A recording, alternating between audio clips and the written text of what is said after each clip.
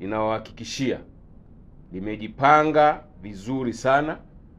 kumdhibiti yeyote yule kwa mujibu wa sheria atakayejitokeza ama kwa makusudi au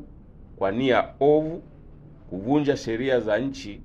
ili kuhatarisha amani ya nchi kwa kisingizio chochote kile siku hiyo ya kupiga kura na baada ya kupiga kura.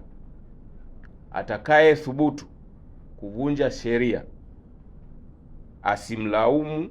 au asilaumu kwa hatua zitakazochukuliwa dhidi yake kwa mujibu wa sheria za nchi, kwani elimu imetolewa vya kutosha na kwa muda mrefu,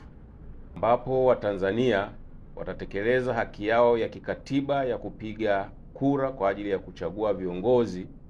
watakao waongoza katika nafasi ya urais, wabunge na udiwani. Jeshi la Polisi kupitia taarifa hii lingependa kuhakikishia wananchi na wageni watakaokuwa nchini mwetu kuwa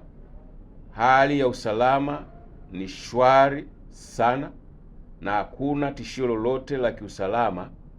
linaloweza kufanya shughuli hiyo ya kupiga kura isifanyike kwa amani. Pia wananchi mnahakikishiwa amani na usalama wa kutosha siku ya Jumatano, hivyo mjitokeze kwa wingi kama mlivyojiandikisha kwenda kupiga kura bila hofu yoyote ile.